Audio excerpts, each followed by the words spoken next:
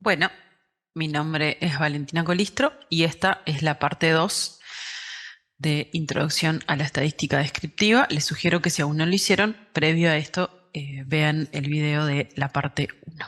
El contenido para esta segunda parte, vamos a tener una breve introducción, una clasificación de las medidas de resumen, las cuales vamos a ver que se dividen en medidas de posición y de dispersión.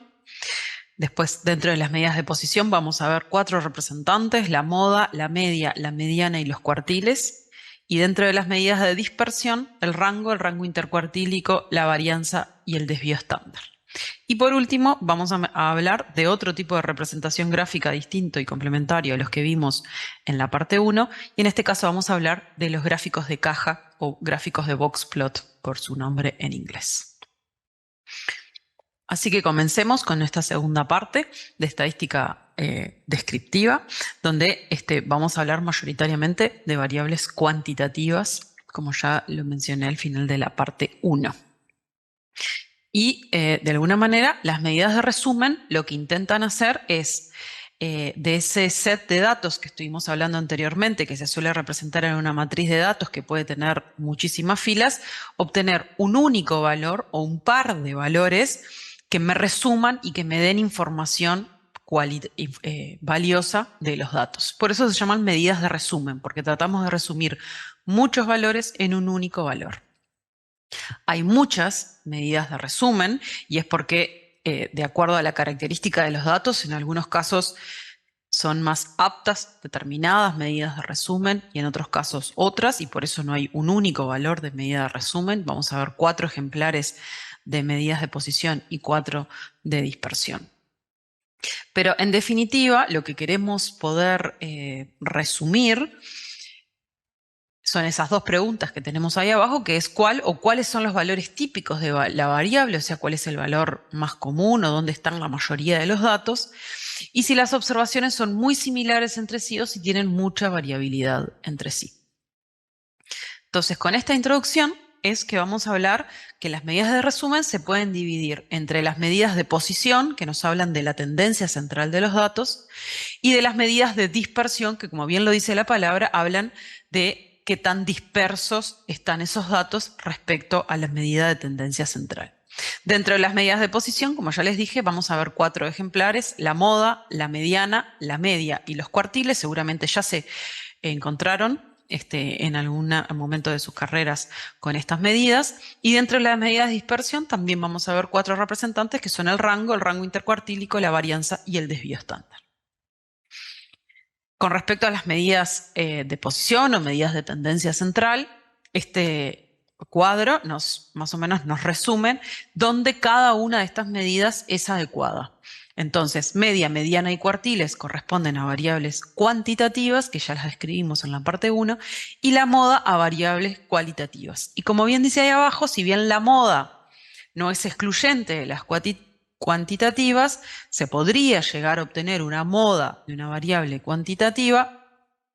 No es informativa y suele tener bastante mal performance, ¿sí? Porque pensemos en una variable cuantitativa continua, por ejemplo, que puede tener infinitos valores. Ahora, cuando definamos la moda, vamos a ver que la moda es el valor que más se repite y si tenemos 10 datos, podemos tener 10 datos distintos y por lo tanto no hay un valor que se repita más que el otro. Y bueno, entonces empecemos por la moda. Bueno, y ahí lo dice, es la única medida de posición que puede ser utilizada tanto para variables quali o cuantitativas, aunque ya sabemos que para las cuantitativas no es lo más robusto.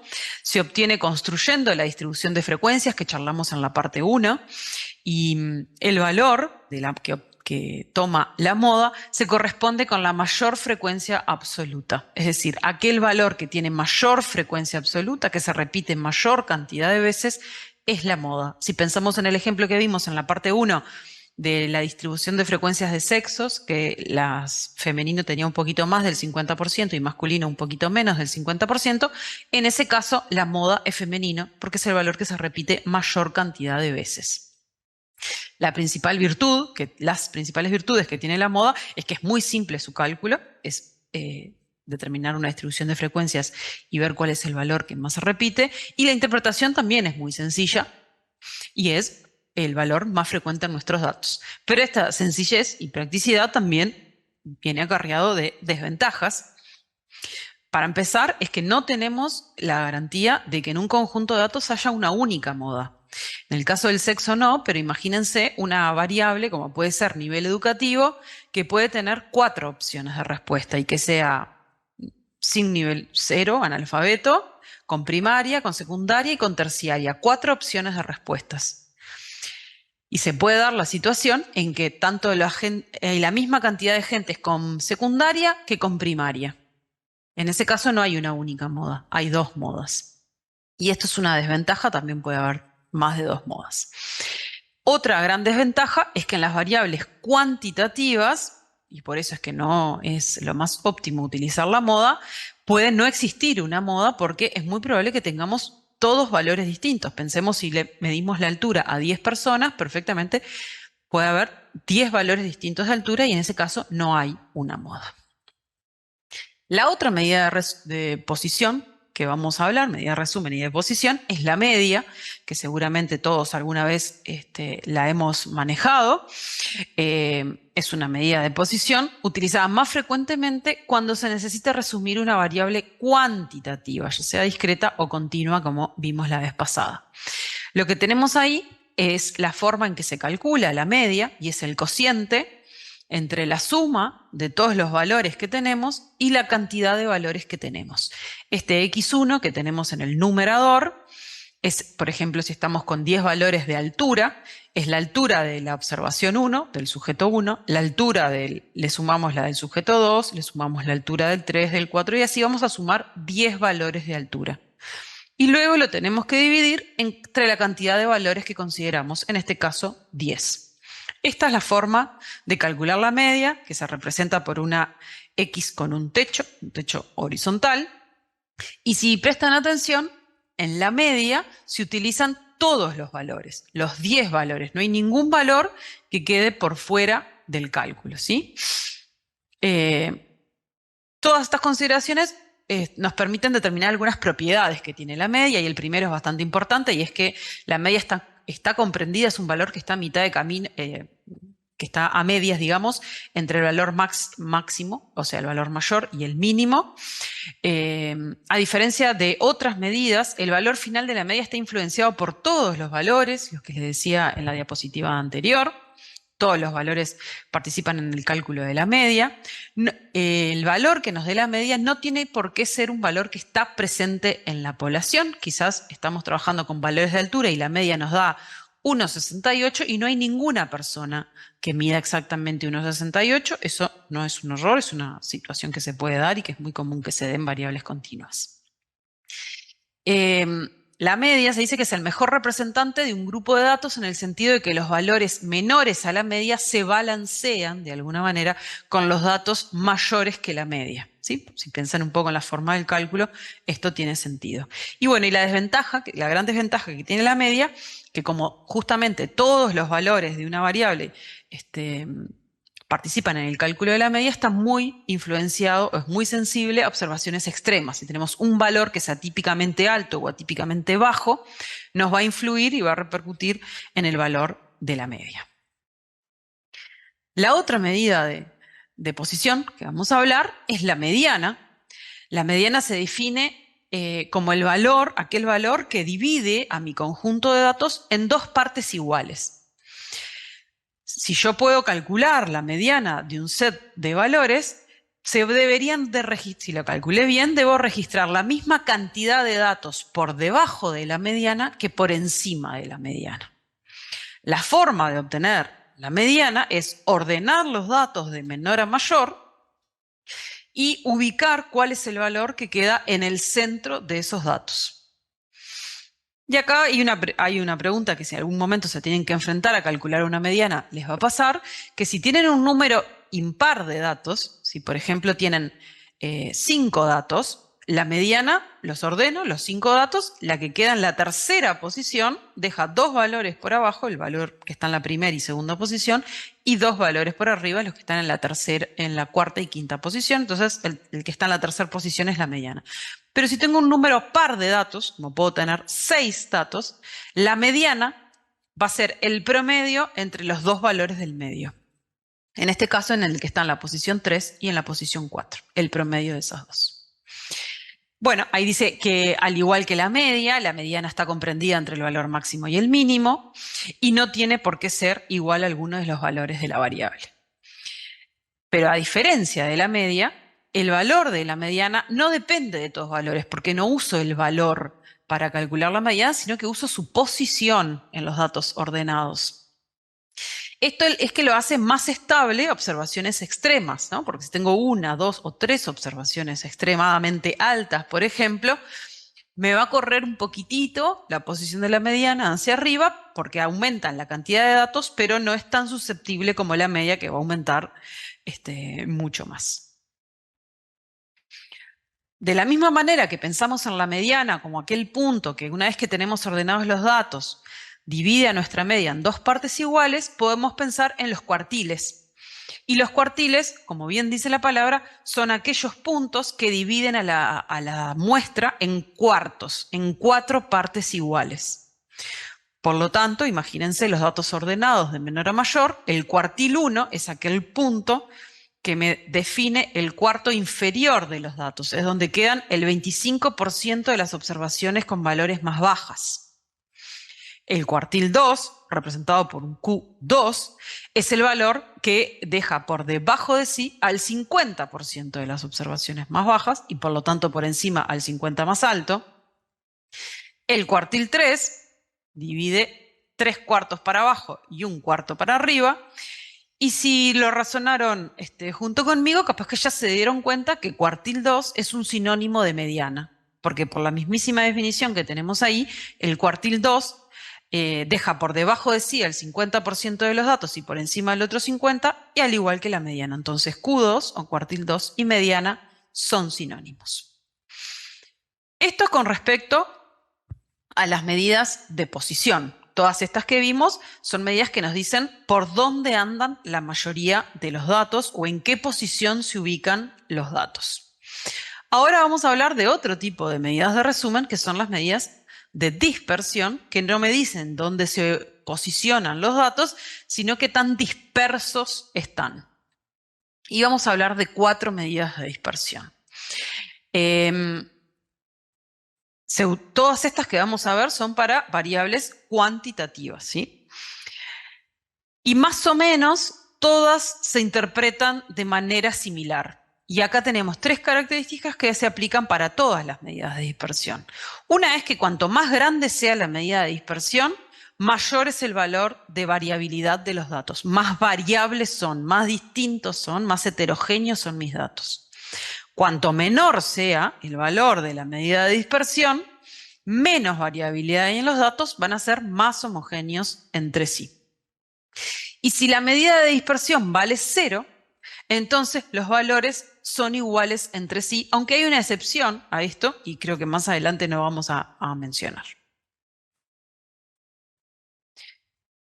Bien, el primer representante que vamos a hablar de las medidas de dispersión es el más sencillo de todos, que es el rango, que se trata simplemente de la resta entre el valor más alto de todos, el máximo, y el valor más bajo de todos, el mínimo. Y es simplemente restar estos 2 valores, es de cálculo muy sencillo como ya se pueden dar cuenta, y está influenciado únicamente por 2 valores, por el más alto y por el más bajo. Imagínense que estamos midiendo la altura de 10 personas, la persona que mide más mide 1,83 m y la persona que mide menos mide 1,53 m. En ese caso, el rango es 30 centímetros. Quiere decir que entre el valor más alto y más bajo hay 30 centímetros. Es bastante inestable porque imagínense que tuviéramos una persona que es anómalamente alta, una persona que pueda medir 2,15 m, influencia mucho en el rango, aunque todos los demás datos fueran iguales, ¿sí? Entonces, es muy sencillo el cálculo, pero es bastante inestable a observaciones extremas y esto es motivo de preocupación. Así como definimos el rango como la distancia entre el máximo y el mínimo, vamos a definir el rango intercuartílico como la distancia, por lo tanto la resta, entre aquel valor del cuartil 3, que me separaba 3/4 y 1/4 de la muestra, a eso le restamos el cuartil 1, que me separa el 25% más bajo. Entonces, entre el cuartil 3 y el cuartil 1 queda el 50% de los datos, el 50% central de los datos. Porque por arriba del cuartil 3 hay un 25% de los más altos y por abajo del cuartil 1 hay un 25% de los más bajos. Ya que no es solo el mínimo y el máximo los que intervienen, es un poco más estable o menos inestable que el rango, pero de todos modos no es exhaustivo y no, en algunos casos tenemos que recurrir a otras medidas de dispersión que me den un poquito más de información diferente al rango intercuartílico. Vamos con dos medidas más de dispersión, que son dos medidas aparte que están fuertemente, estrechamente vinculadas, porque uno es el cuadrado de la otra, es elevar al cuadrado de la otra, que son la varianza y el desvío estándar. La varianza es el cuadrado de elevar al cuadrado el desvío estándar. Son por excelencia las medidas de dispersión o de variabilidad de los datos más utilizadas. Son bastante robustas, bastante más robustas que los datos anteriores. La principal ventaja de estas medidas es que, a diferencia del rango y del rango intercuartílico, la varianza y el desvío estándar emplean todas las observaciones. Por lo tanto, no son tan susceptibles a extremos, aunque sí son influenciadas. La varianza se define, y esta es la forma de calcularla, como el promedio de las distancias al cuadrado entre el dato y su media. Ahora vamos a ver el detalle del cálculo de la varianza, pero lo importante es que para calcular la varianza tenemos que tener bien claro, o tenemos que haber calculado previamente la media de los datos. Por la forma del cálculo, que es esa que tenemos ahí, es una medida que no es tan fácil de calcular, implica algunos pasos más. Si ustedes se fijan ahí, la varianza, porque está elevado al cuadrado, es el cociente, y es un cociente, y en el numerador tenemos muchos términos, tantos términos como observaciones tengamos. Si tenemos 10 datos, vamos a tener 10 términos en el numerador. Cada uno de esos términos es, en el caso de 10 valores de altura, la altura del individuo 1, x1, menos la media de todos los datos, que la tenemos que calcular previamente, elevado al cuadrado. Y ahí le tenemos que sumar la altura del individuo 2 menos la media de todos los datos elevado al cuadrado, y así para los 10 individuos. Entonces, en el numerador va a haber tantos sumandos como observaciones tengo. Y una vez que hago toda esa suma, lo divido entre la cantidad de datos que tengo, en el ejemplo que estoy nombrando, 10 datos. Ahí tenemos un resumencito de los pasos a seguir para calcular la varianza. Primero hay que calcular la media. Esa media calculada hay que restársela a cada uno de los datos que tenemos. Hay que elevar el resultado de esa resta al cuadrado. Y hay que promediar todos esos datos de los pasos anteriores, que implica dividirlos entre la cantidad de observaciones, sumarlos y dividirlos entre la cantidad de observaciones que tengo. Ya que hay un cuadrado de una resta, la forma de interpretar la varianza es un poquito más difícil, y sobre todo porque, si piensan además, las unidades que tiene la varianza son las mismas unidades de la variable de estudio elevada al cuadrado.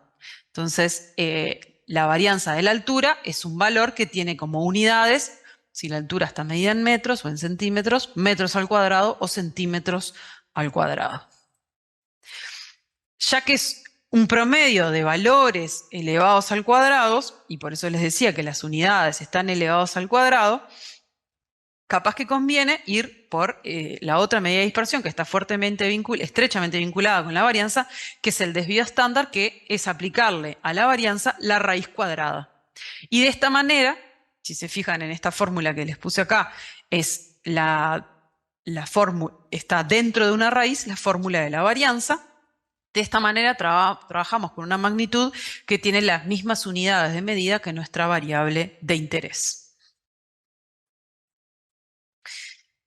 Bien, y de esta manera, ahora que ya definimos las medidas de resumen, tanto de posición, media, mediana, moda y cuartiles, y de dispersión, rango intercuartílico, varianza y desvío, vamos a hablar de otro tipo de representación gráfica complementaria a las que ya vimos, que son los gráficos de caja, o de caja o bigote también aparece en la literatura, o box plot por sus siglas en inglés.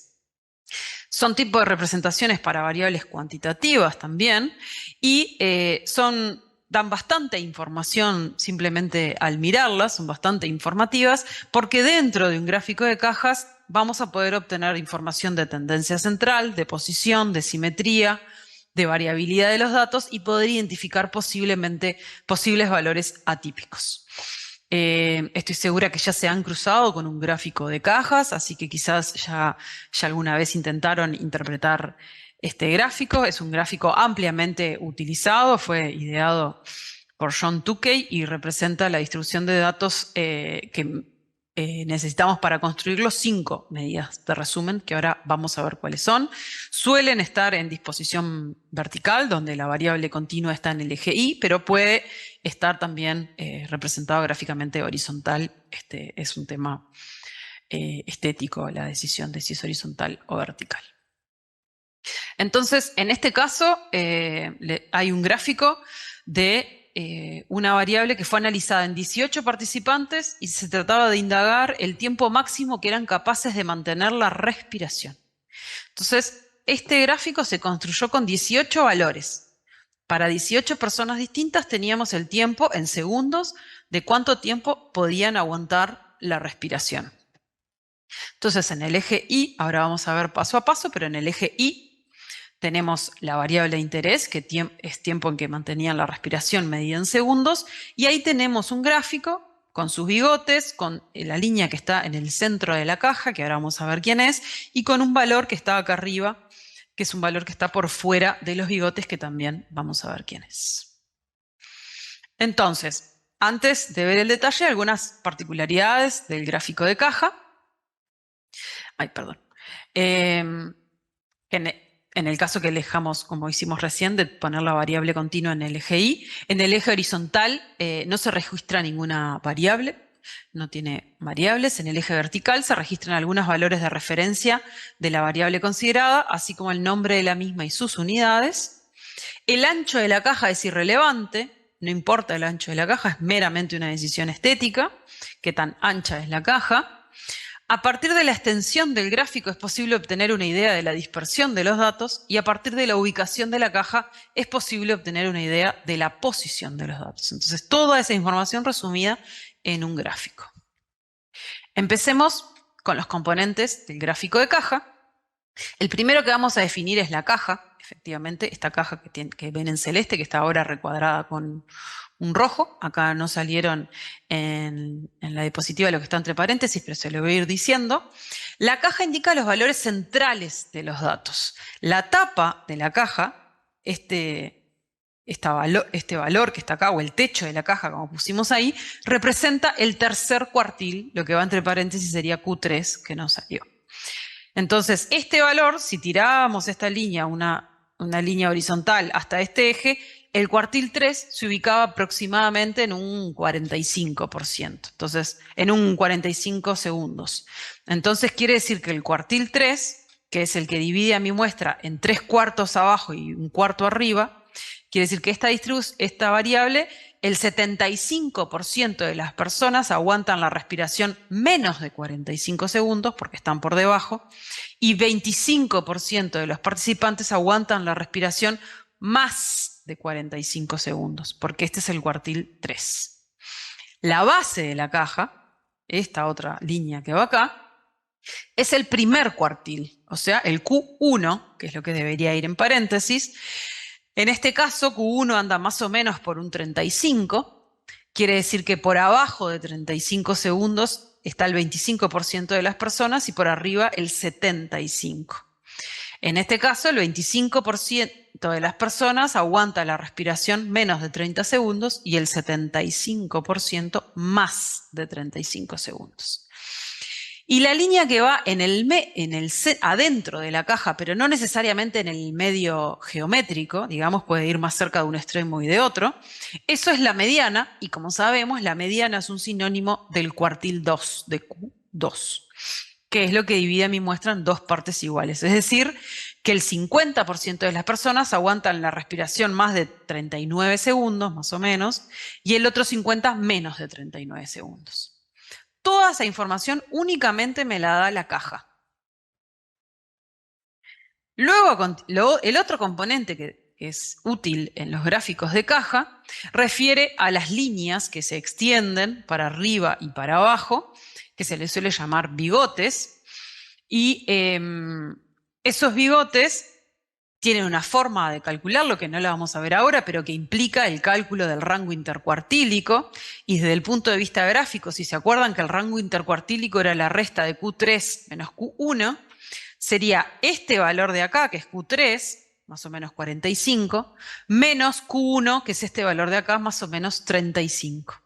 En este gráfico, el rango intercuartílico aproximadamente, esto es a ojo, obviamente, habría que verlo bien, sería 10 segundos. Entonces, estas líneas de acá se miden utilizando el rango, se mide su longitud, que tanto se van para arriba o para abajo, utilizando el rango intercuartílico. En este caso, tienen la misma longitud, el bigote por arriba, por abajo. Eso no necesariamente es así. Pueden tener longitudes diferentes. Y bueno, entonces la línea inferior contiene aproximadamente el 25% de datos correspondientes a valores más bajos. Este bigote o esta línea que va de acá estaba el 25% y acá está el 25% menor, digamos, ¿no? Los que tienen, el 25% de los datos que tienen valores más bajos de tiempo de aguantar respiración. Y este de arriba aproximadamente al 25% superior. ¿Y por qué aproximadamente? Y queda en evidencia con este punto acá, que lo vamos a ver en la siguiente diapositiva, porque esto es una observación, es una persona que contuvo la respiración 60 y algo de segundos, y es ese valor que ahora tienen en rojo, que son aquellos valores que quedan más allá de los bigotes, que se llaman valores atípicos. En este caso hay un valor atípico por arriba, es decir, que es extremadamente alto, podría haber valores atípicos por abajo, en este caso no se da, y eso corresponde a un paciente que mantuvo la respiración más de 60 segundos. Valores atípicos pueden estar presentes o no, eso depende de los datos. En este caso hay y es 1. Entonces, resumiendo, los elementos mínimos que necesitamos para construir un gráfico de cajas, o si nos dan un gráfico de cajas, los elementos que vamos a poder observar y que nos dan información es el valor mínimo, es el valor más bajo de todos, el valor máximo, que es el valor más alto de todos, el primer cuartil, porque sabemos que es la base de la caja, el segundo cuartil es la línea que está dentro de la caja, que es la mediana, y el tercer cuartil, que es la tapa de la caja o el techo de la caja. Algunos gráficos de caja, adicionalmente, pueden tener adiciones en el gráfico que te den más información que esos, y también podemos llegar a saber cuánto es el rango intercuartílico, pero lo sabemos por la altura de la caja. Entonces, creo que acá queda en evidencia por qué los gráficos de caja merecieron una atención particular y primero tuvimos que definir un montón de conceptos, porque dan muchísima información de variables cuantitativas. Muchas gracias por su atención y nos vemos.